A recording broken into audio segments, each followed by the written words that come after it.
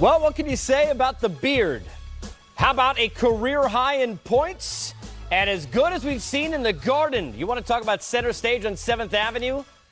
MVPs back-to-back? We've got it center stage. Game time on NBA TV. Harden style. Making it easy.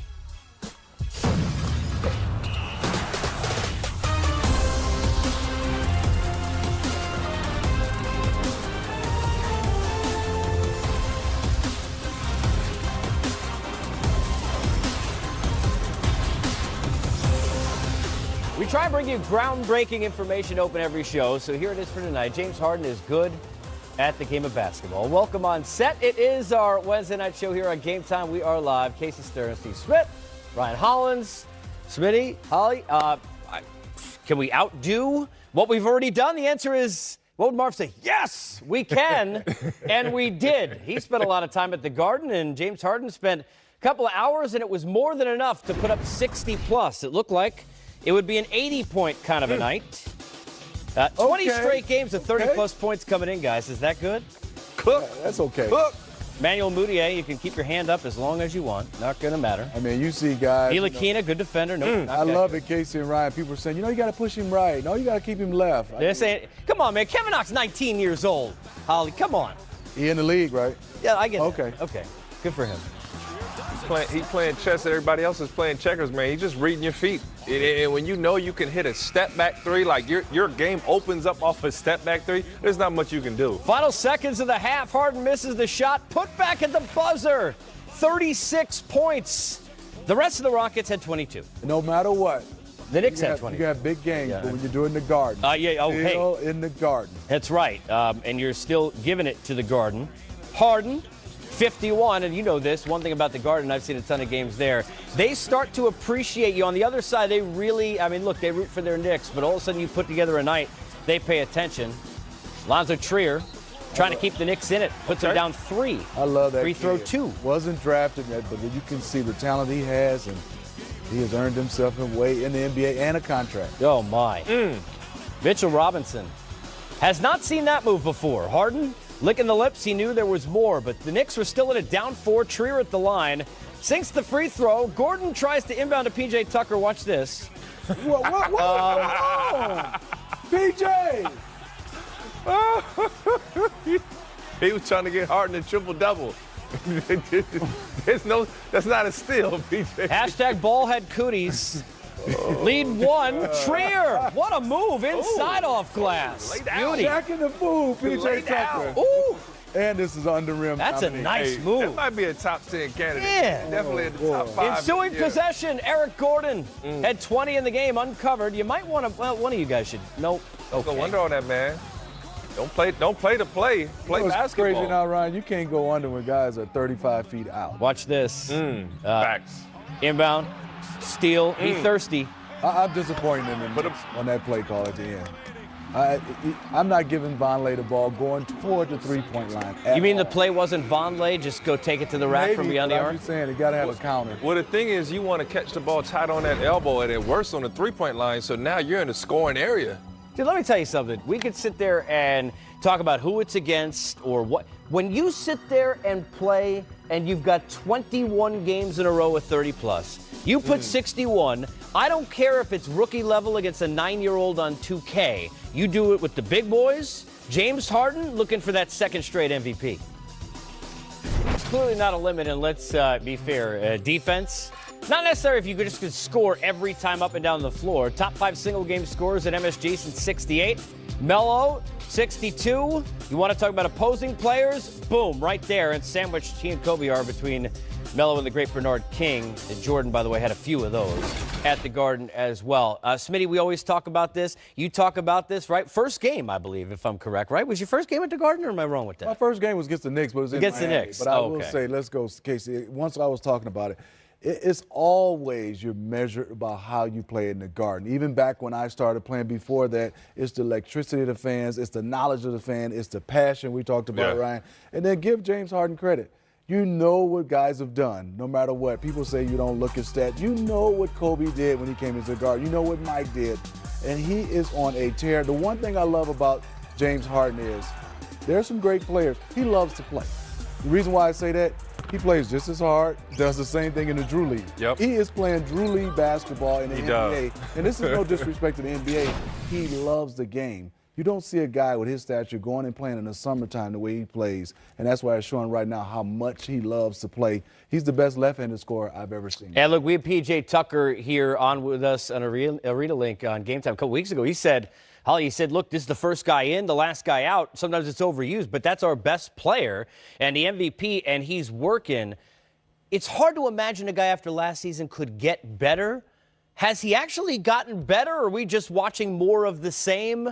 And maybe he's taking on more, so we're seeing it more exploited because of the fact that he doesn't have as many teammates. It's funny you heard him say his legacy was on the line. And this was a team that was in 12th place in the West. They were in danger of actually missing the playoffs. CP goes down. Gordon gets hurt a couple games later. So his legacy was pressed. Now they're 5th in the West, but it's been on his back. And I had to question, hey, is he going to have enough down the stretch or even during the season to actually put his team in position to be in the playoffs? Then Capella goes out, and we all go, man, I don't know what this is going to look like.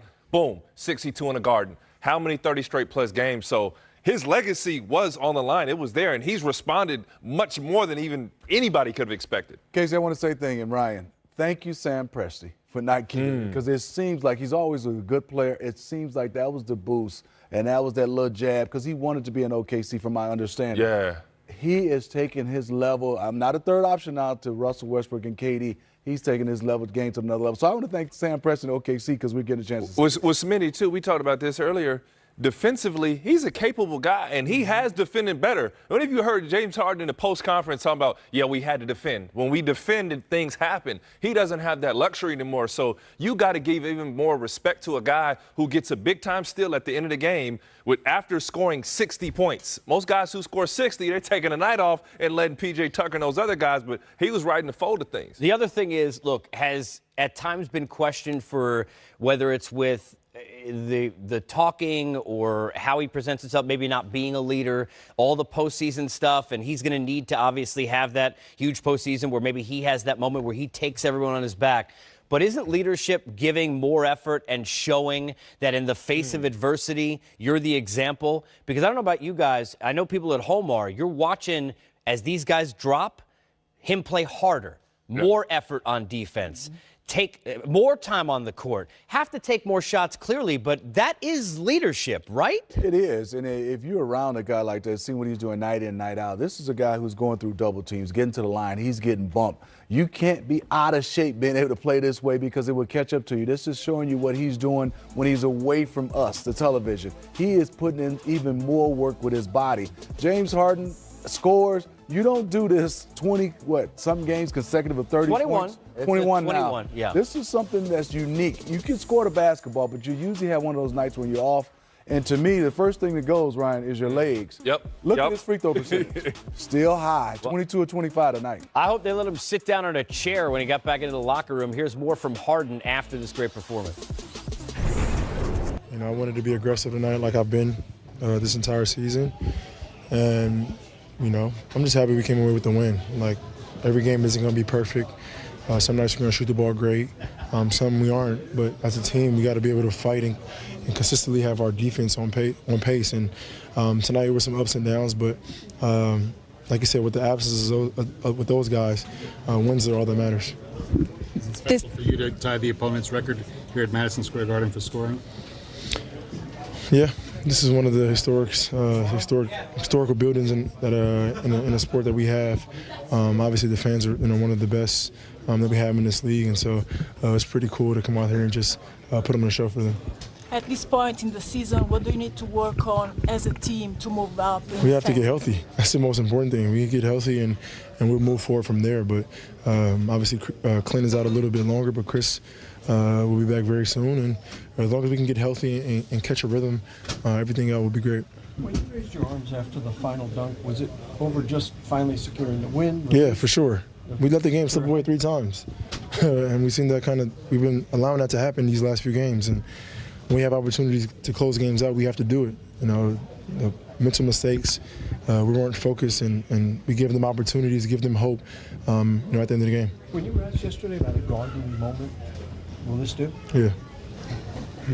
You guys just James, you just finished this one. We've got Toronto coming up next. Big time. What do you think about that match? Big time. I mean, every game for us, you know, we're down players, so every game for us is a big time game. Like, we're not going to overlook the Knicks. We're not going to overlook the Toronto Raptors. Obviously, we know there's a difference, but for us, you know, we have to be focused, you know, for every single game and every opponent. Had a lot of landmarks. What about a career high tonight? In the Garden, I'll take it. Does it mean more to? We need to make a run or Yeah. go ahead, it seemed like. I mean, did you have to cut short your rest at all tonight? It's been happening, but, you know, we're limited guys, you know, and so whatever I have to do to try to win games, I'll do it. And Coach knows that. James, when you score 61, and on a night like this when you can get to the line 25 times, how much pride do you take in the fact that you can win games that way as opposed to just hitting outside shots? There's multiple games. There's a lot of ways you can win games. You know, you could be hot one game, you could not be hot. Some games you got to rely on your defense. Some games you got to slow it down a little bit more. But the shots that we love to take in our offense, we'll take them every single game. Obviously, all of them don't go in. So you got to find other ways to win games. And when we needed to get stops, we did that. Can you tell us about Mike D'Antoni's coaching style and what you learned from him? I mean, honestly, playing for Coach, he gives, you know, not only myself, but just the entire team a lot of freedom. Like, he doesn't really yell. He just lets you go out there and play. All you have to do is go out there and do your job. Play extremely hard and play, you know, within your role. And that's all that matters. You know, I know a lot of coaches have, you know, strict rules and, you know, players aren't allowed to do certain things on the court, but he just lets you go out there and play free. And that's one thing I love about him. He's a, you know, real players coach. James, I know it's a team game, but that Toronto game, what's it like to go up against Kawhi? Do you? I mean, it's not even just Kawhi. Toronto has a really, really good team. You know, they're probably one of the deepest teams we have in this league, and so obviously Kawhi is a catalyst. But you know, Kyle Lowry, he's healthy. Siakam is playing very, very well. Serge, I mean, their entire team. You go down the list, and anybody on their team can get it going. So it's going to be a tough challenge for us. Did you tune into the crowd at all? Like, they would cheer you on some plays and then boo you when you go to the line. It was kind of, they couldn't figure out. They can figure out what they wanted to do, but I mean, I appreciate them though, honestly. Like tonight they kept me going and made the game exciting for me. Do you see that everywhere you go? Conflicted fans? No, you don't. You don't. That's why this place is special. I'm just happy, you know. Because they appreciate good basketball. Exactly. And I'm just happy I can give them a 61. Appreciate it, y'all. Thank you. James referencing exactly what we were just talking about. What growing up a Knicks fan, you notice it's odd that way because they are so passionate, but even at times, not maybe in the playoffs, when Jordan during all those battles is going on, there is like a respect level that's kind of weird. Like they can't figure out whether or not they love somebody or they hate somebody. But James Harden clearly was doing what he could to utilize that energy. That last play, look, that steal, come on. Smitty, this is the playground, though. Yes. New York Knicks, it's at the plate where, like, your game earns that respect, and that's what you have from the crowd in the Garden. So as a Knicks fan, as a Knicks player, you probably hate it when they're cheering for the other team, but it's a playground type of who has it, who doesn't. You know, you're on the biggest stage of basketball. That's what you get in New York. And then a guy like Harden, like he literally said, this was fueling me. It was fueling me. They kept me going. And then you go for 62 and actually play defense on the other side. That's the Garden. You know, here's the thing, too. We were talking about this, and I think this is important to bring up. Clearly, what James is doing may be another MVP, Smitty. Mm-hmm. It's unbelievable. We're talking about, well, is he the greatest, this, that, whatever. Have we forgotten that the season started, it was, wait, if Chris Paul wasn't hurt last year, the Rockets maybe beat the Warriors. Okay, they lost some defense. We understand that, not discounting it. Where are they now? Because we're seeing him drag everyone in the back and go. When CP3 and Capella get back and they get towards the playoffs, what kind of Rockets are we looking at now? Well, we're looking at a Rockets team right now should be built for the playoffs. And I think the one thing is you go through what they did last year and they lost. And, yes, it's a big loss when you lose Luke Baamute and Trevor Ariza. But I look at it right now is you've been through adversity last year in Game 7. You've been through adversity with no Capella, no Eric Gordon this year, and no Chris Paul. It comes down, James Harden will not be scoring 60 every night in the playoffs. Now can we have somebody step up, make those plays off the basketball when they decide to double James, when they play good defense, when he's out of the lineup? Because there's going to be times he's not going to be able to play 48 minutes. You're going to have some other guys to step up, and that's where Chris Paul will come and play to make those other plays for guys. I think about Russell Westbrook, think about AI during his day, and there were a lot of others, but great offensive players who at times the comment was, well, they're trying to take too much upon themselves. They have to find a way to divvy it out more. We know what he can do with Capella, what CP3 can do. Last year, a lot of dribbles, but there were other guys making shots.